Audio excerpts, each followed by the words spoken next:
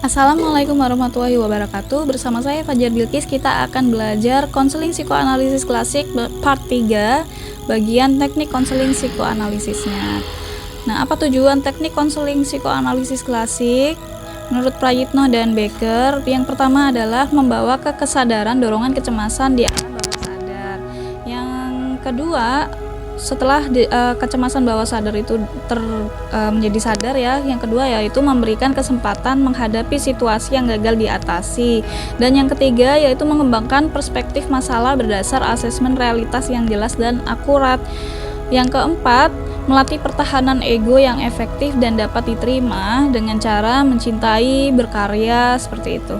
Jadi pertama mereka sadar dulu dari alam bawah sadarnya, kemudian mereka dikasih kesempatan menghadapi hal-hal yang di masa lalunya tidak bisa diatasi.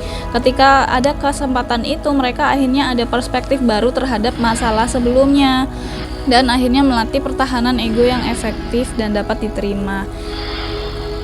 Langkah-langkah konselingnya adalah membangun suasana dengan respon tulus, respek, empati, dan ini sesuai tujuan pertama tadi ya. Kemudian yang kedua ada asosiasi bebas, yaitu mengemukakan rasa untuk menjernihkan pikiran supaya mudah mengungkapkan masa lalu. Dan yang ketiga ada abriaksi, yaitu imajinasi, pengalaman, dan emosi yang menyertai konselor sebagai ahli yang netral dan anonim untuk mendorong transparansi.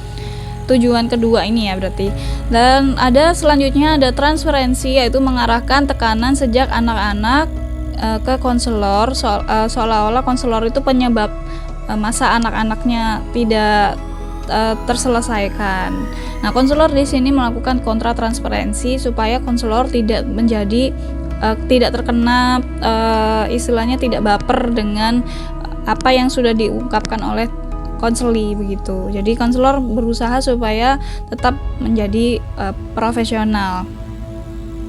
Yang kelima ada analisis mimpi, yaitu ungkapan tak sadar untuk menilik masalah yang belum selesai. Jadi ditanya mimpinya apa aja, dan di situ dianalisis berarti ada masalah yang belum selesai di situ. Lalu yang keenam ada Freudian slips atau parapraksis, yaitu ketika ada salah ucap, salah baca, salah dengar, atau salah menaruh barang atau lupa, itu dianalisis, dicatat, dianggapnya berarti itu ada yang masuk alam tidak sadar. 7 ini ada analisis resistensi, yaitu mengungkap mekanisme pertahanan ego tersembunyi dengan jujur dan konkret. Jadi resisten itu kan dia melawan ya mekanisme pertahanan ego. Jadi konselor itu mengungkap bahwa di balik itu sebenarnya ada mekanisme pertahanan ego secara tersembunyi. Jadi konselornya mengungkapkan secara jujur dan konkret. Selanjutnya ada interpretasi, yaitu mengenalkan makna di baliknya. Jadi ada makna fiksasi, ya fiksasi, insting, kecemasan. Ini kita melakukan interpretasi fiksasi, menjelaskan kepada konseli bahwa ada masa perkembangan di masa anak-anak yang tidak terpenuhi sehingga terjadi gangguan kepribadian di masa dewasa. Seperti yang dijelaskan di part kedua sebelumnya tentang perkembangan kepribadian, ada fase infantil, fase pembentuk kepribadian ya, lalu latensi, penghalusan struktur dasar kepribadian, dan genital.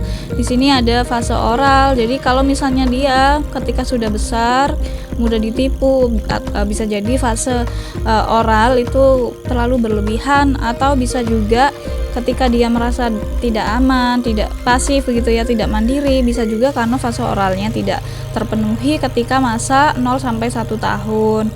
Dan fase anal 1 sampai 3 tahun bisa jadi ketika dewasa, misalnya dia suka konformitas, atau suka memberontak, atau suka obsesi kompulsi. Bisa jadi ketika fase anal dia tidak terpenuhi dengan baik gitu. Jadi misalnya dia toilet trainingnya orang tuanya kasar gitu. Jadi ada interpretasi fiksasinya di masa anal itu yang kurang berkembang.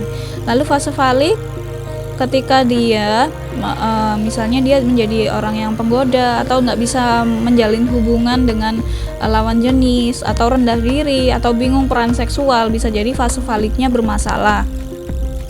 Kemudian kalau misalnya dia tidak bisa adaptasi sosial, bisa jadi pada fase latensi 5-12 tahun itu ada masalah, belum berkembang dengan optimal. Ketika fase genital ini, kalau misalnya dia menjadi pribadi yang tidak matang, bisa jadi fase genital 12 tahun ke atas itu harusnya sudah pubertas, dia belum. Kemudian ada interpretasi insting. Di sini kita lihat interpretasi insting itu. Di sini ada insting atau id, yaitu hidup atau mati. Jadi apa yang dia lakukan itu termasuk ke insting hidup atau mati. Misalnya kalau dia bekerja secara keras, dia berlebihan untuk makan, dia ya hal-hal yang untuk hidup, itu berarti dia punya insting hidup. Kalau dia misalnya depresi terus menerus, nggak mau kerja, nggak mau makan, dia berarti insting mati. Itu bisa kita jelaskan interpretasinya kalau ikut teori Freud. Lalu di bagian ini ada interpretasi kecemasan. Interpretasi kecemasan di sini, kecemasan atau ketakutan itu ada yang realistik, ada yang neurosis, ada yang moral atau superego. Jadi realistik ini misalnya ya, contohnya itu ketika ada tsunami Aceh, itu kan ada orang-orang yang tersapu oleh ombak dan terkena pecahan-pecahan kayu sehingga tangannya berdarah, kakinya berdarah gitu ya. Memang pada saat itu realistiknya memang berbahaya ya di situ. Tetapi setelah tsunami berakhir, sebenarnya kan kayu itu sudah nggak berbahaya ya, meja itu nggak berbahaya. Nah, tetapi ada orang yang trauma sehingga terjadi ketakutan neurosis, melihat kayu atau meja itu sesuatu yang membahayakan, mereka nggak mau melihat. Nah, ketakutan moral atau superego ini ketakutan karena takut dosa. Nah, jadi misalnya seburuk-buruknya keadaan, mereka bunuh diri itu tahu kalau nggak baik ya, jadi mereka ketakutan untuk bunuh diri ya, lebih baik nggak apa-apa, tetap hidup begitu. Ini ketakutan moral. Contohnya seperti itu. Nah, mereka ini bayangkan lagi kembali ke klien. Ketika klien itu punya masalah kepribadian, apa yang dia takutkan itu sebenarnya apakah ketakutannya realistik atau neurosis atau ketakutan moral. Kalau ketakutannya memang realistik, misalnya ketika nggak ngerjain skripsi terus menerus, lama-lama kalau udah lewat waktunya bisa di DO, ini realistik. Tapi kalau neurosis misalnya punya ketakutan ngerjain skripsi, kemudian nanti takut dimarahi, takut ini, padahal kan belum tentu dimarahi ya sebenarnya. Kalau memang dia ngerjain dengan baik ya nggak dimarahi. Nah, ini berarti ketakutannya hanya di bayangan dia sendiri, yang itu belum tentu terjadi. Kita bisa jelaskan bahwa ini termasuk ketakutan neurosis yang itu belum tentu terjadi, tidak sesuai dengan kenyataan, sehingga kita bisa melihat kembali ke kenyataan. Lalu ke tahap selanjutnya, yaitu tahap analis.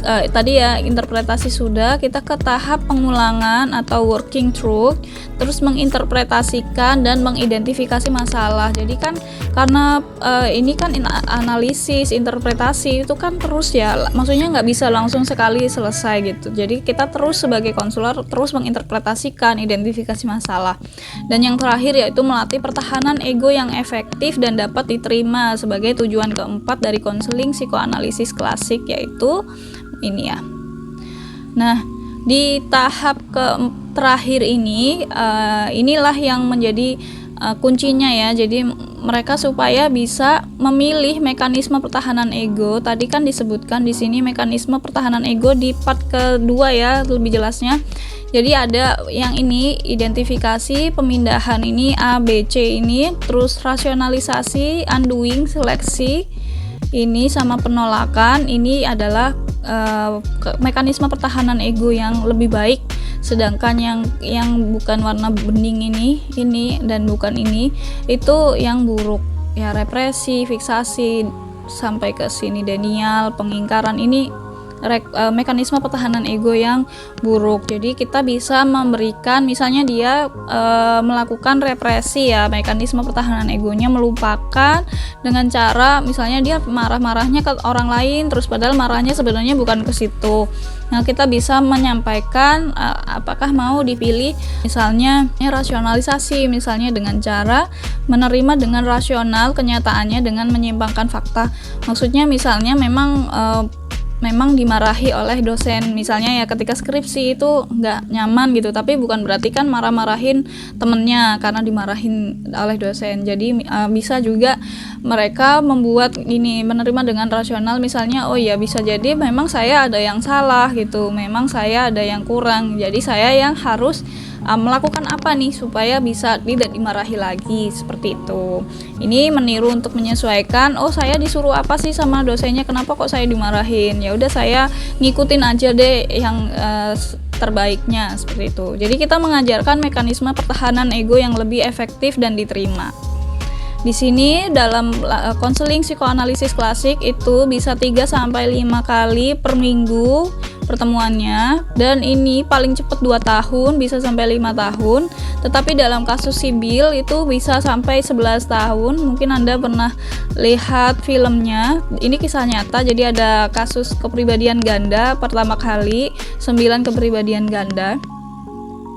Dan ini setiap konseling itu bisa 1-2 jam, tiap sesi ya 55 menit, ada jeda 5 menit.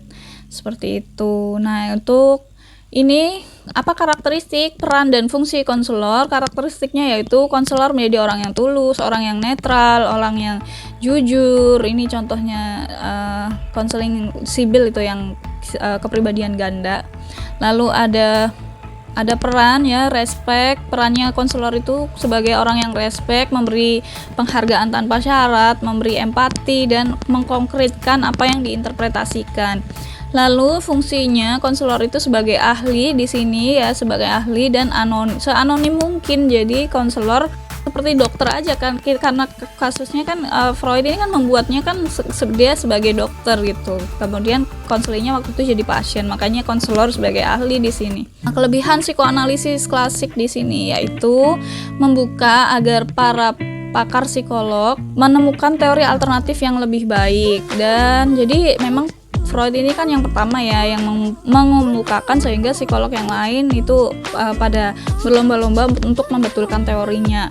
Lalu pemahaman mengapa berperilaku dengan insting negatif, tak sadar akan kecemasan neurosis akibat fiksasi, akibat perkembangan masa kecil yang tidak berjalan optimal. Lalu bagaimana mengelola pertahanan ego yang tepat, ini teorinya sudah baik ya, tentang insting negatif, ya, insting mati, kemudian ketidaksadaran akan kecemasan neurosis tadi yang tidak sesuai dengan kenyataan ya, akibat adanya perilaku ini, akibat adanya perkembangan kepribadian yang terhambat. Lalu bagaimana mengelola pertahanan ego, ini sebenarnya teorinya baik, hanya memang ada kelemahan-kelemahan, nanti kita bahas. Nah, lalu ada preventifnya, positifnya yaitu pengasuhan anak di 5 tahun pertama itu supaya jangan ada konflik, agar terhindar dari patologi psikis, supaya perkembangan kepribadian anak itu berjalan optimal. Contohnya orang tua bisa memberikan toilet training secara lembut, penanaman moral dengan bijak, pengenalan peran seksual pada saat yang tepat. Dan pada kuratifnya yaitu mengobati gangguan syaraf dan mental. Jadi ini positifnya bisa lebih cocok untuk orang yang mengalami gangguan syaraf dan mental ya, psikopatologi. Dan contohnya misalnya pada kasus orang yang histeria, ketergantungan obat, fobia, obsesi kompulsi, depresi, orang yang kaku, orang yang perfeksionis, orang yang psikosomatis, itu mereka bisa sembuh dengan obat, tetapi sebenarnya mudah kambuh. Karena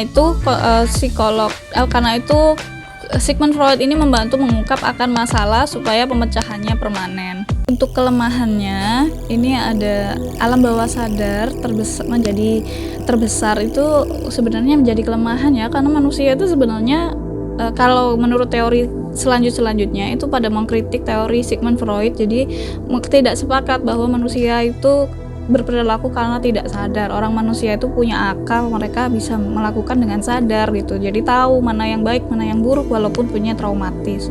Psikoanalisis klasik kan tadinya kan gunung es ya, alam bawah sadar paling bawah yang besar ya. Nah, kalau di Adler selanjutnya itu teorinya jadi menyebutkan bahwa ya paling besar itu di atas itu kesadaran gitu, sedangkan di bawah bagian akar itu ya oke lah ya lumayan, tapi paling besar tetap di bagian atasnya, seperti itu. Nah, kemudian ada insting seksual dan Oedipus kompleks, ini dikritik banget sama ahli-ahli lain. Jadi karena dianggap ini meminimalisir rasionalitas dan merendahkan nilai kemanusiaan. Memangnya kita hewan ya, nggak bisa melihat dengan akal gitu. Lalu terlalu menekankan masa lalu di masa anak-anak dan melupakan proses masa dewasa. Jadi sebenarnya masa anak-anak walaupun ada trauma, tapi ketika dalam proses berjalannya waktu orang itu bisa belajar dan tidak memakai metode ilmiah sehingga sulit untuk menilai kerjanya. Jadi nggak ada susunan laporan riset secara sistematik, tidak ada definisi operasional variabel, tidak ada eksperimen dengan kelompok kontrol. Jadi menelitinya dari dirinya sendiri dan juga dari pasiennya gitu kan. Ini nggak ada kelompok kontrol. Lalu pengukuran kuantitatifnya nggak ada, tidak ada bukti saling hubungan antar gejala juga, sekedar cara untuk menginterpretasi peristiwa. Dan ini terlalu lambat juga terlalu susah gitu. Nah ini paling cepat aja 2-5 tahun gitu, dan sibil itu kasusnya bahkan sampai 11 tahun baru selesai masalahnya.